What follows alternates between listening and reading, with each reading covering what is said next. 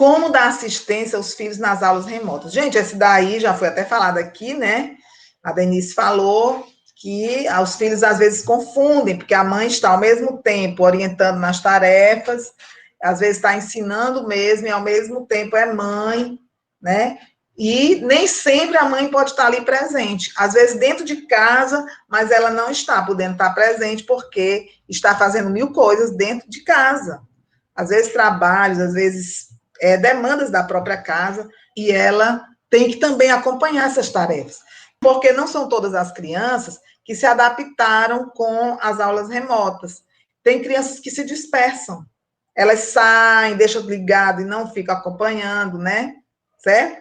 E você precisa também cuidar de você. Tem momentos que você quer ficar sozinha, a criança está lá dando a trabalho, né? Está demandando. Então, você imagina aí como você fazer tudo isso, dar conta, né, de que a criança tem um rendimento na escola e, ao mesmo tempo, ter um tempo para você. Tá vendo aí?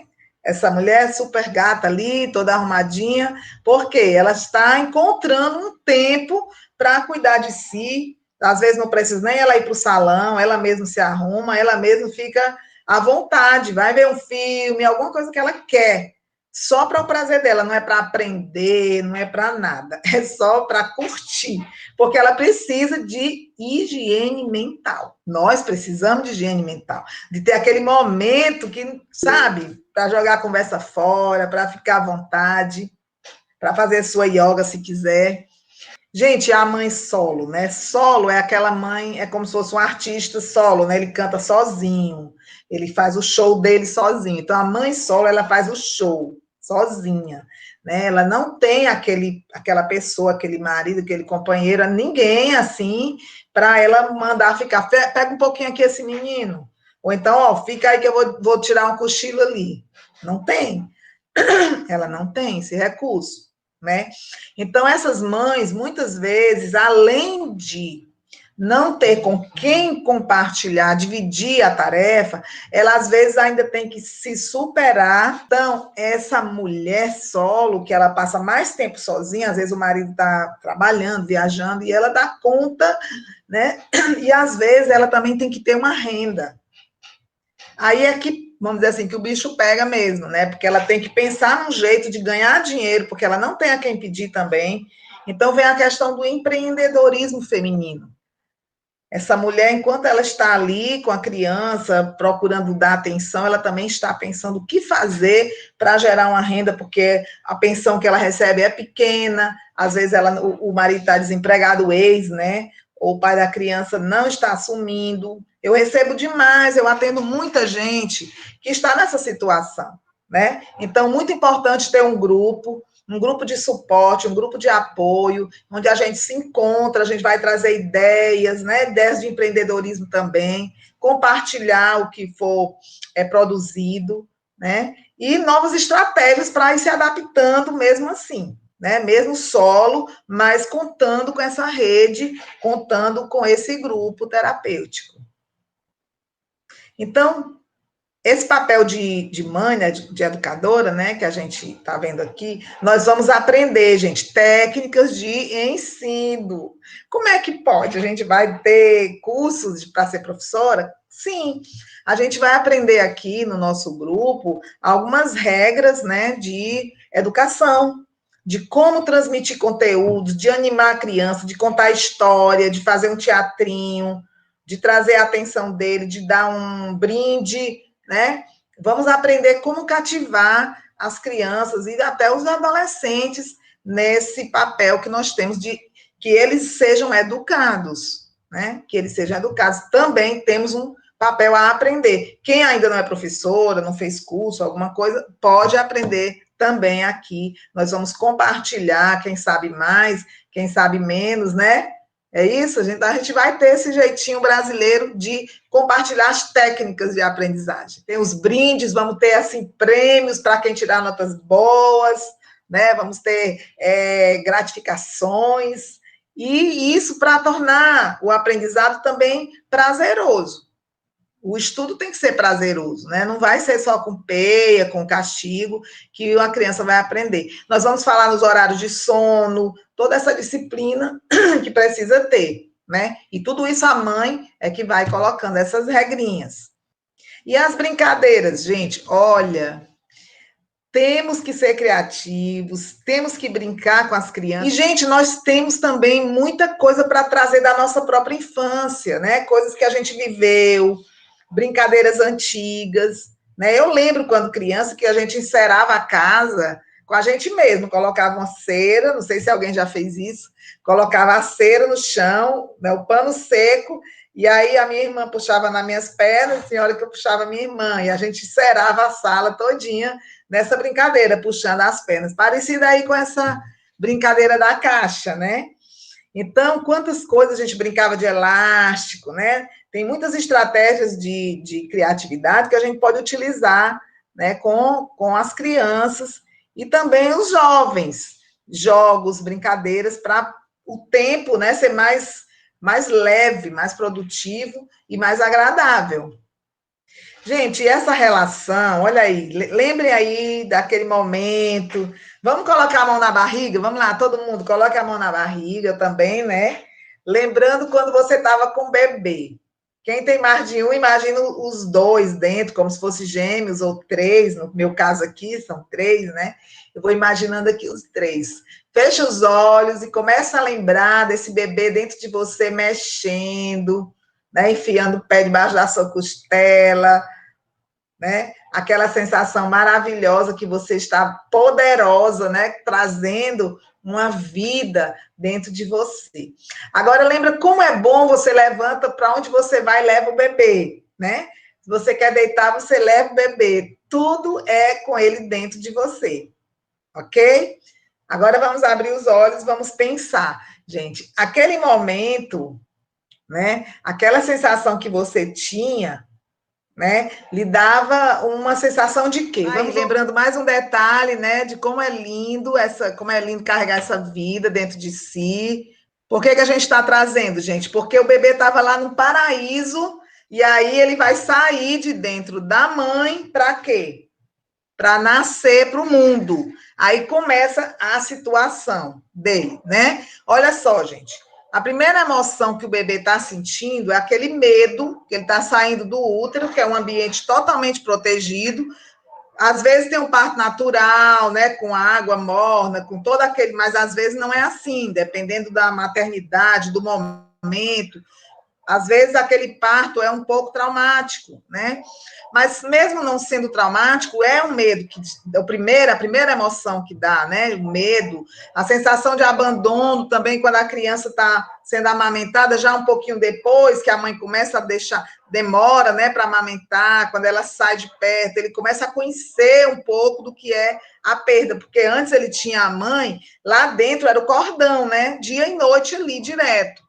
E depois também, quando sai de amamentação, a mãe fica muito presente. Mas depois vai se separando dele, não é verdade, gente? Ninguém pode ficar grudado com o bebê dentro de uma rede ou numa cama 24 horas, né? Então a mãe vai saindo um pouco e ele vai sentindo um pouco de abandono. E aí a criança começa a se culpar. Será que eu fiz alguma coisa que a minha mãe não está comigo? Será que eu perdi a minha mãe? Será que ela não volta? Ele não tem essa noção bem presente de que aquilo é temporário, é um desespero. Você já viu um bebê chorando quando a mãe sai, quando ele não encontra a mãe? Às vezes você está num sítio, o bebê vai procurar a mãe, sai berrando, parece que nunca mais vai ver. E ele se culpa, às vezes. Será que eu fiz alguma coisa? Né? E aquela sensação de culpa, ele às vezes fica com raiva de si mesmo, achando que fez alguma coisa para a mãe, né? E essa raiva também ele projeta nas outras pessoas, que alguém fez alguma coisa, né? Para aquela situação estar acontecendo. Então, essas emoções básicas que nós conhecemos desde criança, elas vão nos acompanhando. E agora, durante a pandemia, quem quiser pode imaginar que também sentiu, poxa, Deus, será que Deus nos abandonou? Será que nós fizemos alguma coisa errada? E o sentimento de culpa, né? Medo de pegar o vírus. e ter um pecado, uma culpa que gerasse uma doença mais séria, né? O pânico é muito relacionado a isso, né? A sentimentos de culpa, né? E a sensação de abandono, quem é que não sente? Às vezes, tem pessoas que ficam em hospital e tem que ficar realmente isolado, né? O próprio isolamento já dá uma sensação de abandono. Eu sei porque eu tive coronavírus em casa, né? Foi leve, mas é uma sensação estranha, né? De ficar totalmente fechado ali, isolado. E mesmo que a pessoa não tenha nada, na saúde está perfeita, mas a sensação de abandono, como se o mundo tivesse abandonado dentro de casa, né? Ela às vezes remonta, vai lembrar coisas muito primitivas da nossa infância. Por isso a gente tem que ter muito cuidado, né, com essas emoções e conhecer bem o que a gente está sentindo.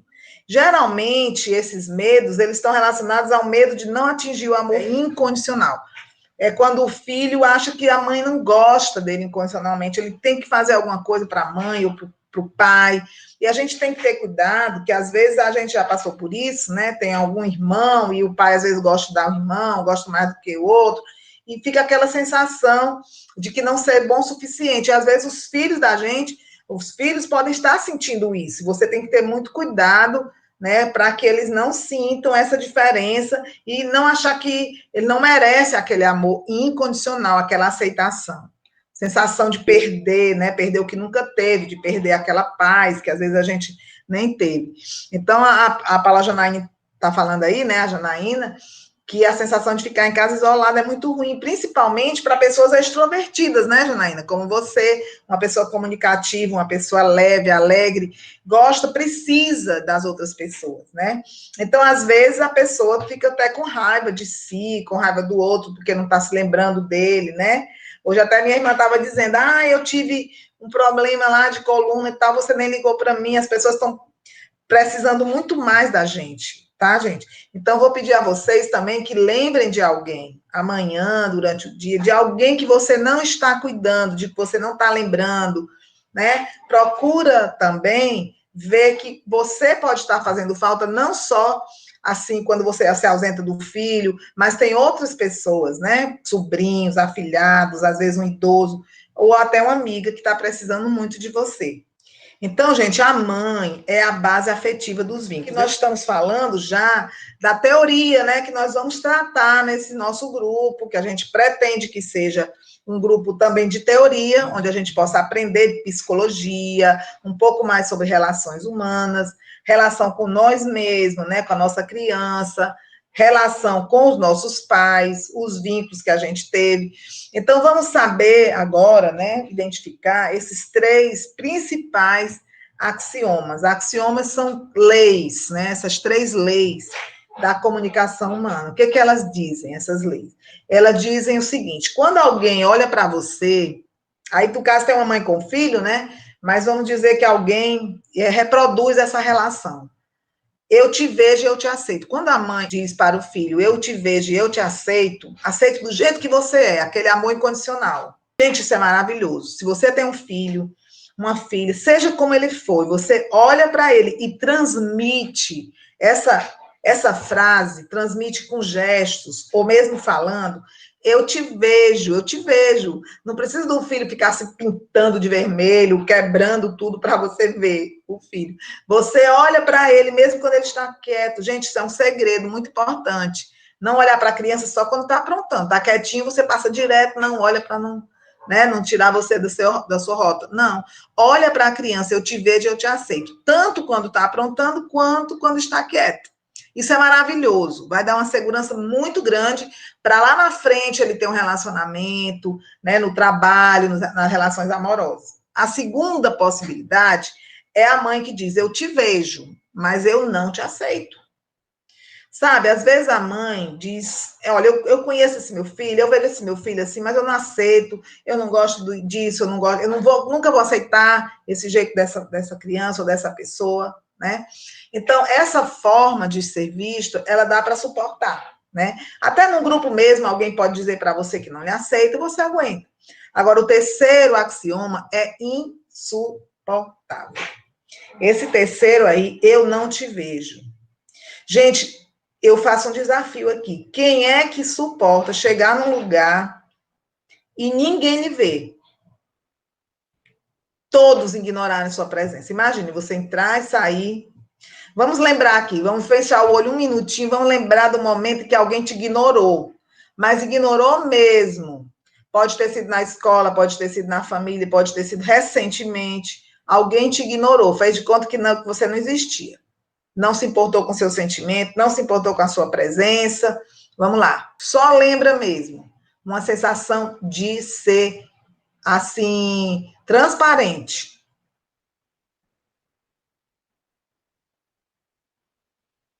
Gente, não faça isso com ninguém. Não faça isso com ninguém. Porque é insuportável, certo? Então, esses vínculos começam na infância com uma programação mental, né? A mãe com a criança, aos pouquinhos ela vai gravando no cérebro essas experiências. Às vezes ela não consegue vincular bem na escola, vocês estão vendo ali a criancinha isolada, e isso vai, né, desde a infância vai se programando. Tudo isso acontece no cérebro, dentro dos neurônios, né? Não vai dar tempo a gente detalhar muito, mas vocês sabem que o cérebro é todo feito de neurônios e cada experiência, por exemplo, aquelas 3 que eu falei, eu te vejo, eu te aceito, fica gravado em alguns neurônios. A segunda opção, eu te vejo, mas não te aceito. Alguém que conversa com você, mas discorda sempre, não aceita.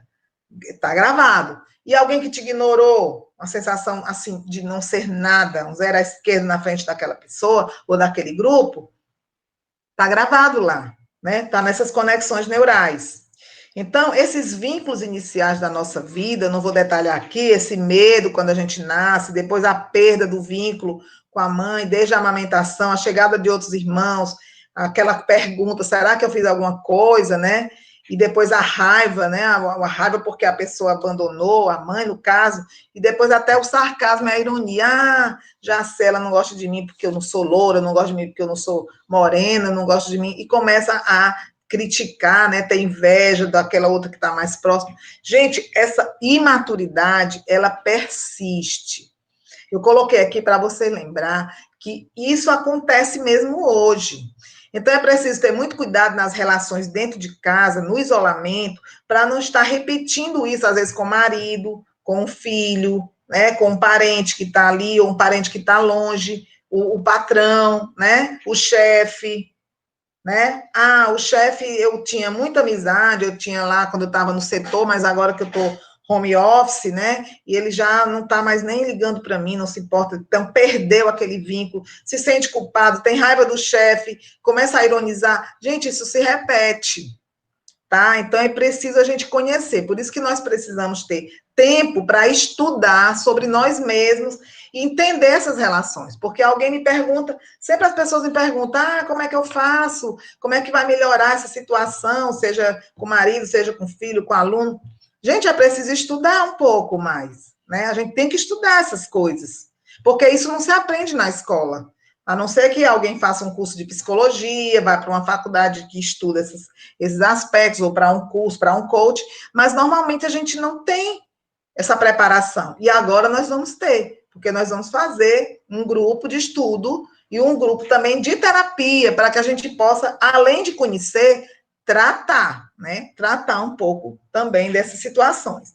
Então é isso, gente. Tudo que está ao redor da gente chega pelos 5 sentidos, vai para o cérebro e a gente entende de uma forma. Então, se alguém ligou para a gente ou não ligou, se falou de um jeito ou se não falou, se ajudou a arrumar as compras ou não ajudou, se aceitou as condições que você colocou, as regras, tudo isso você vai gravar no seu cérebro, que você ouviu, que você viu, você sentiu, e você vai dar para o ambiente. Aí você joga no ambiente. Por isso você tem que saber que dentro de você é que está o significado. Às vezes a pessoa não teve aquela intenção, mas você entendeu que sim, aí você já reage, né? Tudo isso faz parte desse grande inconsciente.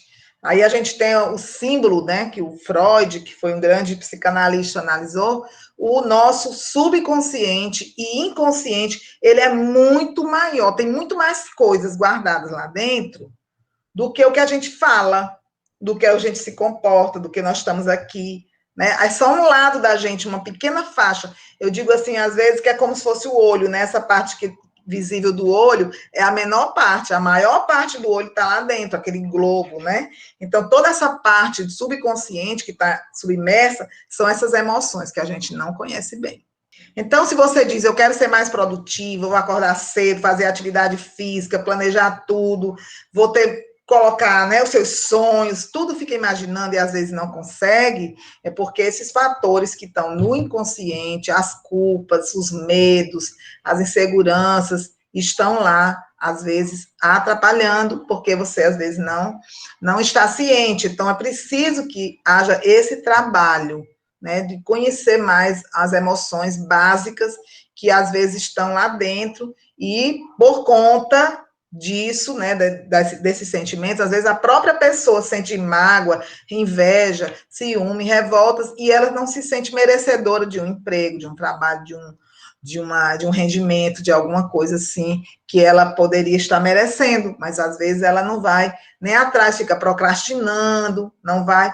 Isso não é só a mulher, não, às vezes é o marido também, às vezes é um filho que está ali muito tempo parado. Por quê? Porque dentro da pessoa está um conflito de sentimentos, né? Um conflito interno e inconsciente. Então, para você entender as emoções, é preciso você identificar o que está sentindo, compreender por que está sentindo e o que fazer com isso. E as competências emocionais de uma mãe, né? Vamos pensar aí, eu não vou detalhar, porque a gente já está correndo um pouquinho aqui com o tempo. Nós temos que entender quais são os requisitos, né, de uma mãe, a competência. Porque, por exemplo, para ser uma competência de uma enfermeira, ela tem que saber aplicar injeção, né, tratar uma escara. Uma competência de um engenheiro ou de uma engenheira, tem que saber, né, fazer desenhar um prédio, consertar alguma coisa na área de engenharia. Então, as competências de uma advogada, né, de uma jurista, ela tem que saber aqueles códigos todos. Então, uma mãe, ela precisa ter autoconsciência, né, saber que ela é uma pessoa que tem o consciente e o inconsciente, saber que às vezes ela está agindo dentro daquele iceberg, agindo com sentimentos inconscientes. Então, uma mãe por aí, assim, sem nenhuma consciência de que ela tem consciência de si, né, que ela tem uma autoconsciência, ela precisa começar por aí, que é olhar no espelho e saber que ela não é só isso, tem todo o inconsciente. Depois, a autoestima, gostar de si, né, o autocontrole.